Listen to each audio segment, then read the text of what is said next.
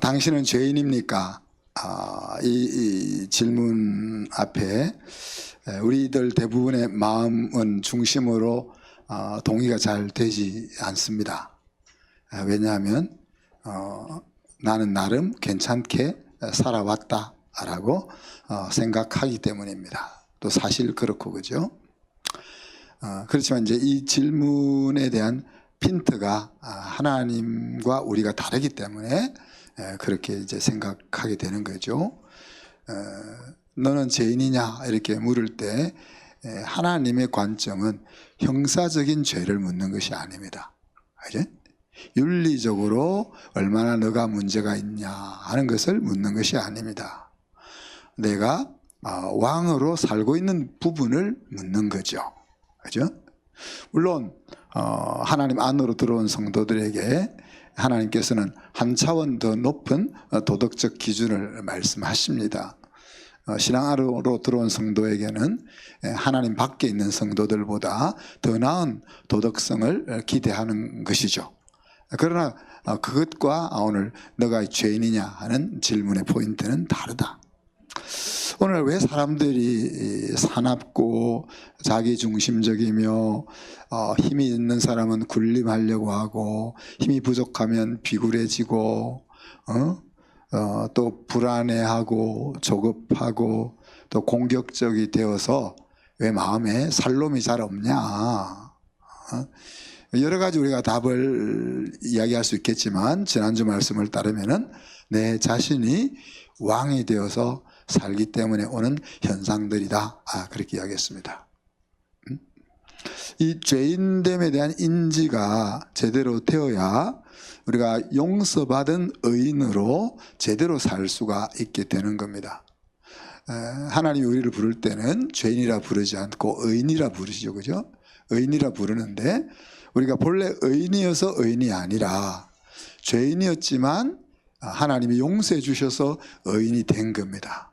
그런데 우리가 의인으로 칭함을 받음에도 불구하고 실제 삶 속에서는 죄책감 속에서 죄인으로 내가 죄인이라 말은 하지 않지만 그렇게 사는 경우가 너무 많은 거죠. 이 죄인됨을 인지하는 자리가 구원의 결정적인 자리가 됩니다. 아버지의 왕권을 창탈한 것에 대해서 처절한 자기 반성을 하는 자리가 나는 죄인입니다 하는 말이 되는 거죠. 그죠? 그것이 정말 가슴 깊이 느껴져야 왕좌를 다시 반납할 수 있게 되는 겁니다. 우리가 왕이 안 돼봐서 잘 모르겠지만은 권력을 한번 맛본 사람이 그 권력을 놓는다는 것이 얼마나 힘들겠습니까? 그것도 권력의 최정점에 있는 왕노릇을 해봤는데 그 왕노릇을 포기하는 것이 그냥 일어날 수 있겠냐? 그래서 처절한 패배나 깊은 수렁 속에 들어가 보지 않으면은 그 왕권이 포기가 잘 안 되는 거죠. 물론 가끔 아주 소수의 사람은 깊은 성찰을 통해서 이 왕권을 내려놓을 수도 있습니다. 이런 하나님은 사랑의 하나님과 동시에 공의로운 하나님이죠. 이 사랑과 공의라는 것은 함께 공존하기가 어려운 속성입니다. 그래서 하나님은 우리를 향한 딜레마를 가지고 있는 거죠. 공의로 세상을 다스려야 하기에 죄인은 대가를 치르게 해야 되는데 그 대가는 사망입니다. 그러나 사랑하기 때문에 죽일 수 없다. 그래서 죽여야 하고 죽일 수 없고 하는 이 두 가지 상충된 내용들이 부딪힌다 하는 이야기입니다. 그 해결책에 대한 내용들이 오늘 말씀입니다. 오늘 복음의 세 번째 원리인 대속에 대해서 우리를 죽이지 않기 위해서 다른 사람을 죽이는 것에 대해서 같이 살펴보도록 합니다. 요한복음 15장은 예수님과 제자들이 마지막 식사를 한 뒤에 계속 이어지는 말씀들입니다. 오늘 말씀에서 예수님이 이렇게 이야기하죠. 이제부터는 너희는 나의 친구다. 예수님의 이런 말씀 뒤에는 어떤 의미가 담겨 있을까요? 13절 14절에 보면 사람이 친구를 위하여 자기 목숨을 버리면 이보다 더 큰 사랑이 없다, 그렇게 이야기합니다. 그럼 무슨 말이에요? 내가 너를 위해서 이제 목숨을 내어줄 거다 하는 이야기입니다. 응? 왜? 너희가 왕노릇한 그 대가가 죽음이기 때문에 내가 너를 대신해서 그 대가를 치르겠다 하는 말이, 내가 너희를 앞으로는 친구라 부르겠다 하는 말의 의미다 하는 이야기죠. 누가 죽음이라는 대가를 치를 수 있습니까? 가룟 유다 같은 남자다운 사람이 그 대가를 치르려고 스스로 피밭에 뛰어들어서 죽었잖아요. 예수님을 팔았던 그 잘못을 통탄하고 자기 목숨을 스스로 끊었습니다. 아주 용감한 행동이잖아요. 그러나 그 용감한 행동으로 인해서 가룟 유다의 인생이 되찾아진 것은 아닙니다.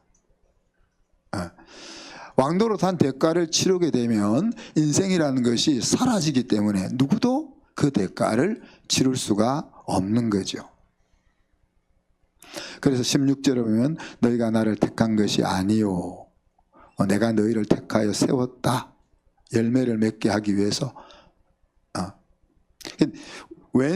왠지 이유는 알 수 없지만은 예수님께서 우리를 선택해서 우리의 친구가 되는 길을 우리에게 열어주셨다는 이야기입니다. 여러분, 친구란 어떤 존재입니까? 성경에서 말하는 친구에 대한 의미들을 한번 살펴봅시다. 출애굽기 33장에 보면 모세를 향하여 이야기하기를 사람이 자기의 친구와 이야기함 같이 여호와께서는 모세와 대면하여 말씀하셨다 그랬습니다. 이 구절 속에서 하나님이 생각하는 친구는 어떤 사람입니까? 아주 가까운 관계죠. 그죠? 중요한 내용들을 숨김없이 명확하게 공유할 수 있는 그런 사이를 이야기합니다. 중요하게 생각하는 일을 믿고 맡기는 관계를 말하죠. 또 절대자와 피조물 사이지만은 그렇게 위아래로 나누어지지 않는 관계가 오늘 하나님이 모세를 향하여 말하고 있는 친구 관계인 겁니다. 사무엘상 18장에 보면 다윗이 사울에게 말하기를 마침에 요나단의 마음이 다윗의 마음과 연락되어 요나단이 그를 자기 생명같이 사랑하니라 그랬습니다. 여기서 친구는 마음이 그렇게 통하는 사이죠. 그죠? 그리고 요나단의 나이가 다윗보다 한참 많습니다. 우리 지영자매랑 제가 친구 삼을 수 있는 것 정도로 나이 차이가 많단 말이에요. 이게 나이를 초월한 관계가 친구다는 이야기예요. 그리고 자기 생명처럼 아끼는 관계가 오늘 하나님이 성경이 말하는 친구 관계입니다. 잠언 27장에 보면 철이 철을 날카롭게 하는 것 같이 사람이 그의 친구의 얼굴을 빛나게 한다. 그래서 인생이 서로의 인생을 빛나게 하는 사이가 친구 사이다. 잠언 18장에 보면 많은 친구를 얻는 자는 해를 당하게 되거니와 어떤 친구는 형제보다 친밀하다. 친구가 다 그런 것은 아니지만 가까운 친구는 친족보다 피를 나눈 형제 자매보다 더 친밀한 관계다. 그렇게 이야기합니다. 잠언 27장에는 친구의 아픈 책망은 충직으로 말미암은 것이나 원수의 잦은 입맞춤은 거짓에서 난 것이라 그랬어요. 친구는 아픈 책망도 할 수 있는 사이다. 예수님께서 오늘 여러분을 향해서 내가 너희를 오늘부터 친구라 부르겠다 그러셔서 저도 여러분을 친구라 불러야 될 것 같아요. 웃을 일이 아닙니다. 친구로 부른다는 말 지금 뭐라고 했어요? 친구는 아픈 책망도 주고받을 수 있는 사이다. 오늘 정철민 장로님이 안 계시니까 제가 없을 때 한마디 해야죠. 그 여러분 가정교회 세미나 권사님하고 좀 가에 계신데 정신열민 장로님이 한 달 동안 교회 예배를 못 드렸습니다. 저한테 징계를 받아가지고. 네. 그런 관계가 친구 관계다. 네? 누가복음 7장에 보면 인자는 와서 먹고 마시매 너희 말이 보라 먹기를 탐하고 포도주를 즐기는 사람이요 세리와 죄인의 친구로다. 세리와 죄인들과는 가깝게 지내고 싶지 않은 사람들이잖아요. 괜히 같이 있다가 나도 그런 사람 취급받을 수 있는 사람들이잖아요. 그런데 그런 것으로 판단되지 않는 사이가 친구다. 이런 것들이 성경이 말하는, 오늘 예수님께서 내가 너희를 친구로 부르겠다 하는 내용들을 담고 있는 겁니다. 우리말의 친구의 어원은 어떤 건지 아세요? 좀 더 젊은 사람들이 많으셔서. 장로님 친구, 옛날에는 우리가 친구를 안 불렀잖아요. 장로님 어릴 때는 뭐라고 불렀죠? 우리가 친구를 동무라고 불렀죠. 동무.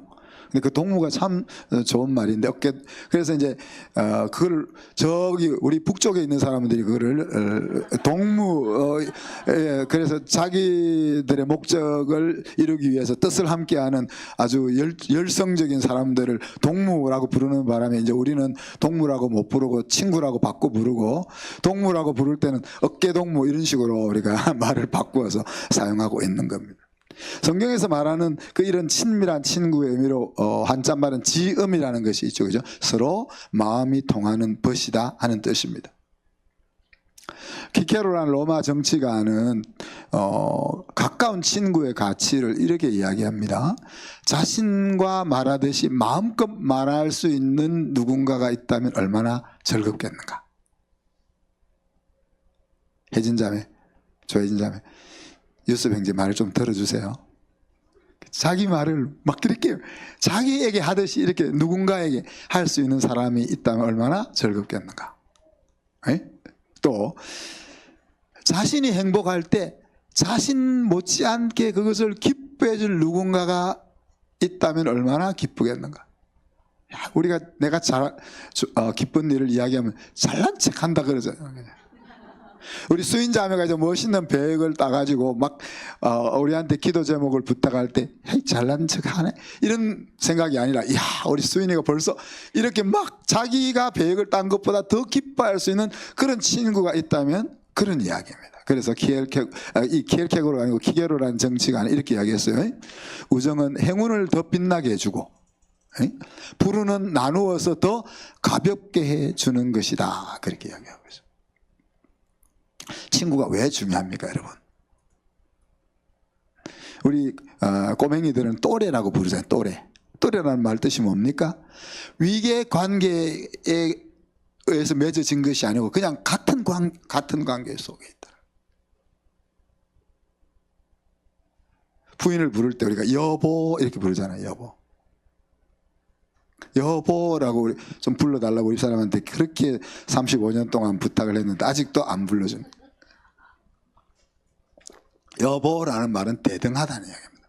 부부, 아내와 남편 사이가 서로 대등하다는 이야기입니다.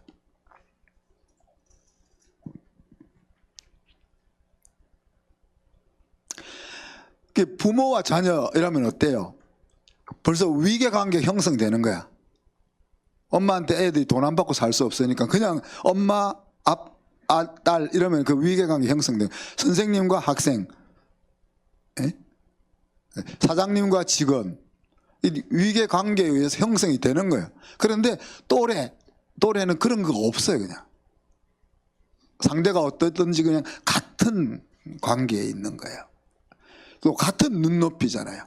제가 여러분 친구로 부른다고 해도 그게 잘 되겠습니까? 여러분이 친구를 안 받아줄 거 아니에요. 왜? 목사님은 좀 고리타분하다. 목사님 너무 올드 패션이다. 그럴 거 아니에요. 같은 눈높이라는 말은 같은 고민을 하는 거예요.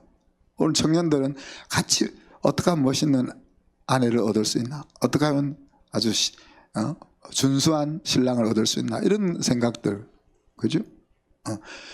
동일하게 공유하는 세상이 있고 동일하게 공유하는 미래가 있는 것이 친구다. 친구다.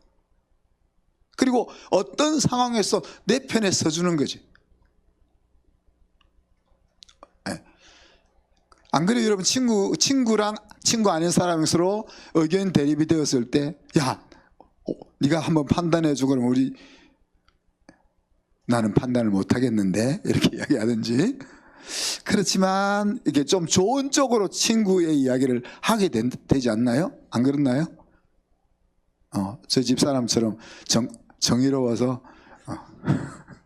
가족들 편을 안 들고 상대방 편을 드나요?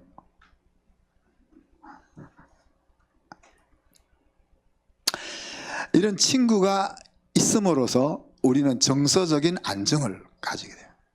사람의 정서적인 안정이 확립이 안 되면 힘들잖아요. 특히 어릴 때 청소년 때, 또 어린 아이 때, 청년 때, 이때 정서적 안정이 중요하고 그 정서적 안정이 바탕이 되어서 인격 성장이 일어납니다. 그죠? 그리고 그 인격 성장이 제대로 잘 일어나서 어른이 되면 우리가 다른 사람을 사랑할 수 있는 사람으로 발돋움하게 되는 거죠. 그런데 20대 이후에는 친구 만들기가 쉽지 않습니다. 왜 그럴까요? 자, 이제 오늘 찬양인단 다음 2달 후에는 이제 장가를 가는데 2달 뒤가 되면은 결혼 안 한 청년들과 소통의 장벽이 생기지 않겠어요? 또 생겨야 정상이지. 결혼하고도 결혼 안 한 사람들과 정상적으로 계속 소통이 원활하면 문제죠, 그죠?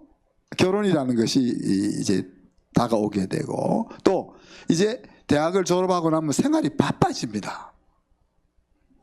또 그 어릴 때는 기준이 좀 낮아요. 그런데 이제 대학을 졸업할 정도가 되면은 우선순위나 기준이 상당히 높아져서 그 상황에서 친구를 만난다는 것이 쉽지 않다. 스탠포드 대학교의 장수연구센터의 로라 교수님이 이렇게 이야기했습니다. 나이가 들면 새로운 친구를 만나기보다 자신과 가까운 사람들과 더 잘 지내려는 경향을 보인다. 데이터를 가지고 그렇게 이야기를 하는 겁니다.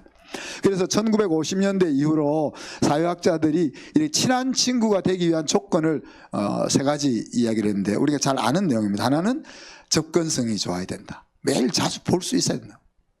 그 2번째는 그래서 매일 자주 볼 수 있어. 그래서 자주 지속적으로 만나야 된다.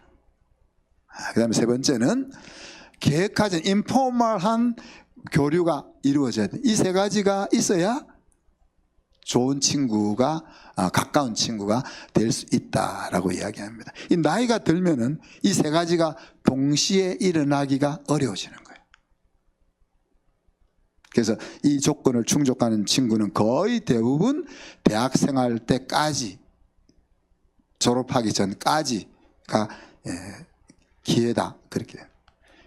그 시간이 지나면 그런 친구를 만드는데 에너지를 쓰는 것을 필요하게 생각하게 되는 겁니다. 그래서 청소년기와 청년기까지가 친구를 만드는 시기이기 때문에 이 시기에 특별히 신앙을 나누는 공동체가 그렇게 중요한 겁니다. 교회가 그냥 와서 예배 드리는 곳이 아니라는 이야기요. 내가 힘들 때 그냥 안길 수 있는 가서 이유 없이 개길 수 있는 그런 곳이 마음의 고향 같은 곳이어야 되는데 바로 청년 공동체 또 청소년 공동체가 그런 자리가 될 수 있다 하는 이야기입니다. 그럼 이제 우리 장년들은 어때요? 이제 딱 물 건너갔어요, 여러분? 물 건너갔어요. 그러나 목장이 우리 장성한 어른들에게 친구를 만들어주는 좋은 환경이 됩니다. 예수 안에서. 그렇잖아요? 여러분 친척 가운데 매주 2시간 반, 3시간씩 만나서 같이 밥 먹고 노닥하고 이런 거 있어요? 저희 처갓집은 그래요. 주일 저녁에 가서 다 모여가지고 별 쓸데없는 이야기들을 하면서 한 4시간, 5시간 보내요. 보내요. 그러니까 자세히 우리가 그런 집이 없어요. 그런데 목장에서는 매주 그렇게 모여요. 그죠? 모여서 같이 밥 먹고 같이 이야기하고 같이 기도하고 같이 고민하고 그 일을 하는 거예요. 그게 어디 이해관계가 없잖아요. 그래서 그곳이 이제 현대 사회를 사는 우리들에게 그런 역할을 해주는 장이 되게 해야 된다 하는 이야기입니다. 제가 이제 목장을 시작했잖아요. 여러분들이 목자를 안 하려고 해서. 근데 저희 입장에서는 뭐 우리 여러분들과 뭐 4시간, 5시간 계속 같이 있어도 전혀 지장이 없습니다. 왜냐하면 목회자들은 바쁘기도 하지만 시간을 자유롭게 뽑아 쓸 수 있잖아요. 근데 이제 여러분 목원들은 어때요? 직장을 갔다 와야 되니까 직장 갔다 오면 7시, 8시 이렇게 되니까 사실 그때부터 또 2시간, 3시간 이렇게 만나서 교제를 하는 것이 사실 애처로워 보이기도 해요.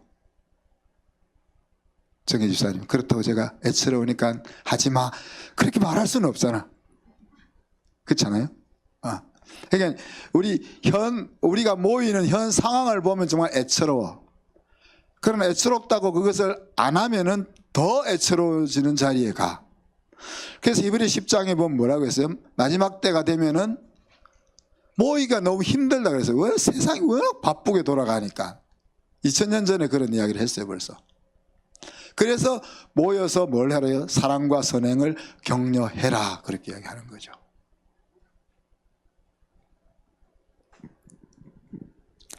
하나님은 왕위를 탈취한 우리들의 죄값을 예수님을 십자가에 죽이는 것으로 대신하기를 결정했습니다. 예수님은 그 결정을 기쁘게 받으셨는데 그 기쁘게 받으실 때 컨셉이 오늘 말씀해 보면 친구를 위하여 목숨을 주는 사랑이었다. 그리고 그 사랑을 받는 사람은 예수님의 친구가 되는 겁니다. 하나님이 모든 사람을 사랑하시지만 그 사랑을 받는 사람이 그 사랑을 누리며 사는 것처럼 예수님께서 모든 사람에게 친구의 길을 서제션 하셨지만 그 제안을 받는 사람이 친구가 되는 겁니다.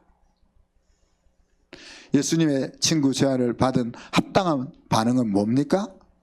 예수님이 이런 말씀을 듣고 따르는 겁니다. 오늘 예수님이 따르라고 한 말씀이 딱 한 가지밖에 없어요. 17절에 보면 서로 사랑하라.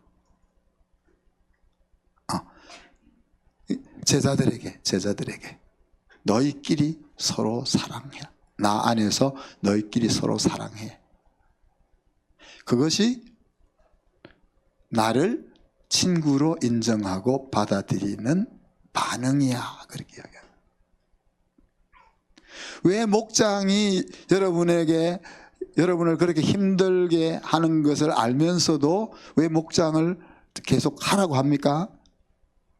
그것도 이제 제가 내년까지만 하면 은퇴하고 마는데 그 뒤에 오은탁 목사님이 뭐 교회를 어떻게 이끌고 가든지 신경도 안 쓸 건데 오은탁 목사님이 오셔가지고 목장을 만들든 가정을 뭐 사랑방을 만들든 알아서 하게 놔두면 되는데 교회는 예수 안에서 가족되게 하는 공동체임을 주님이 말씀하시기 때문에 힘들어도 그걸 하는 거예요.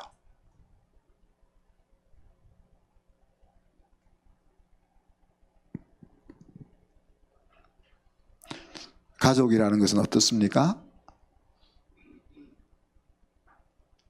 크게 싸우고 나서도 또 털잖아요. 그 마음을 계속 꽁 하고 가지고 있지 않잖아요. 다시는 안 볼 것 같이 하고도 다음날 또 같이 밥 먹으러 가잖아요.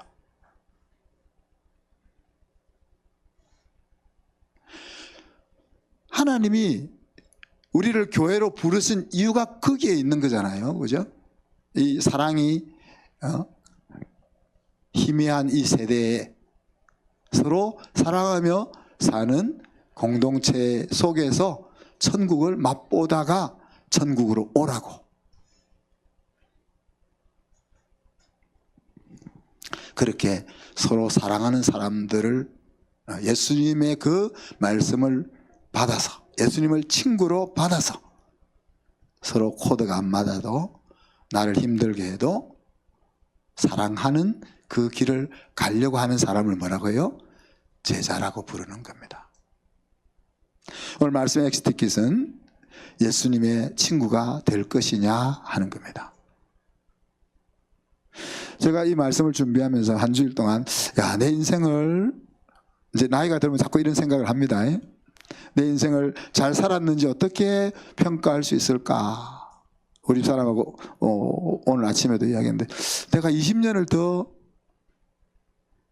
90까지 살아도 20년밖에 안 남았는데 66년이 순식간에 지나간 것처럼 그 20년도 순식간에 지나갈 터인데, 그러면 내 인생을 마무리할 때 나는 잘 살았다는 것을 어떻게 평가할 수 있을까? 세 영역에서 생각을 해봅니다. 하나는 나 스스로 삶에 대해서 내가 어떻게 살아야 될까? 두 번째는 다른 사람들이 내 삶을 볼 때 어떻게 살아야 될까? 세 번째는 하나님이 내 인생을 볼 때 어떻게 살아야 될까? 저는 그 속에서 이렇게 생각해 봤습니다. 내가 나를 볼 때 주어진 인생을 즐기며 살았는가? 우리 인생이 내가 원하는 거 다 준비되지 않은 채 살아가잖아요. 그죠? 그리고 내가 계획한 대로 잘 이루어지지 않으면서 살아갑니다. 그러니까 뭔가 목표를 향하여 막 열심히 달려갑니다. 그러나 그 부족하고 붙잡지 않은 상황 속에서 그 과정 자체를 기뻐하며 내가 사는가? 그것에 내 인생의 승리 여부를 두겠다. 저는 그렇게 생각해요. 내가 뭔가를 이루냐 못 이루냐 그거는 그 다음 문제. 내가 지금 매일매일 매 순간 어떤 일을 부딪힐 때마다 그 일을 즐기면서 사는가 하는 것을 저는 제 인생의 성공으로 보겠다. 또 하나는 내 인생이 누군가 한 사람이라도 행복하게 하면서 살았는가? 이것이 내 인생의 성공의 기준으로 내가 볼 수 있겠다. 그리고 한 가지 더 하면 내가 살아왔던 그 삶의 바통을 넘겨줄 누군가가 있는가?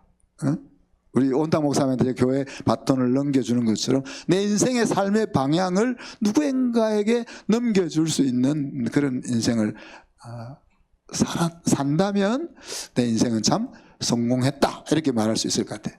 그리고 두 번째는 다른 사람의 평가에 있어서는 내가 없어지고 났을 때 목사님이 없어서 참 아쉽다 이런 생각이 들까 안 들까? 내가 없어져 봐야 알겠죠, 그죠? 들까 안 들까? 또 한 가지는 내 장례식 때 누가 올까? 내 장례식 때 누가 올까? 이것이 이것을 통해서 내 인생을 내가 제대로 살았는가 하는 것들 한번 생각을 해본다는 거예요. 그리고 마지막 하나님의 평가에 대해서는 내가 믿음을 끝까지 지켰는가? 교회 생활을 안 했냐 안 했냐 이런 걸 말하는 것이 아니고 정말 예수님이 내 인생의 왕으로서 내 인생을 이끌고 가기 위해서 이 땅에서 눈을 감을 때까지 계속 그 일을 실험하면서 살아가는가 하는 거. 그리고 하나님의 은혜를 받은 자로서 은혜를 베풀며 살아가고 있는가. 이것을 하나님이 보실 것 같고 또 하나님이 나에게 준 재능을 내가 제대로 사용하고 떠날 것인가. 그 말은 하나님의 손과 발이 발 역할을 제대로 하고 떠날 것인가 하는 이야기입니다. 거기다 덧붙여서 오늘 말씀은 목숨을 나눌 수 있는 그런 가까운 친구가 있을 것인가, 있는가, 배우자를 포함해서. 디모데전서 1장 15절에는 밑보다 모든 사람이 받을 만한 이 말이여 그리스도 예수께서 죄인을 구원하시려고 세상에 임하셨다 하였도다. 죄인 중에 내가 괴순이라. 사도 바울의 고백입니다. 왜 예수님은 죄인을 불러 구원하실까? 왜 세리와 장기의 친구일까? 응? 죄인을 부르고 세리를 부르고 장기를 불러서 하나님의 백성의 자리까지 이끌어 가려면 얼마나 많은 수고와 애씀이 필요할 텐데 왜 예수님은 죄인을 부르고 장기를 불러서 친구로 삼으실까? 그리고 왜 나를 친구로 부르실까? 성경으로 답하자면 하나님이 나를 사랑하셔라고 답할 수 있겠지만 예수님이 우리를 왜 친구로 부르실까 하는 이 질문은 이해되지 않는 신비로 제 마음속에 그냥 남아 있습니다. 이제 말씀 생각하면서 한번 기도합시다. 친구를 위해서 목숨을 준 예수님과 친구로 살게 해주십시오. 그리고 배우자와 가까운 친구로 살아갈 수 있게 해주십시오. 같이 한번 1, 2분 동안 기도합니다. 하나님 사랑과 은혜를 감사합니다. 주님께서 우리를 친구로 불러주실 그 의미를 저희들이 다시 한번 되새기면서 우리도 주님을 친구로 우리의 마음속에 받아들일 수 있게 하시고 친구가 기대하고 원하는 복된 인생을 살아갈 수 있도록 저희들을 붙잡아 주시고 이 땅 살아가는 동안 주님이 우리의 친구 되신 것처럼 우리도 그런 친구들을 많이 만들며 살아갈 수 있도록 도와주옵소서. 감사드리며 예수 그리스도 이름으로 기도하옵나이다. 아멘.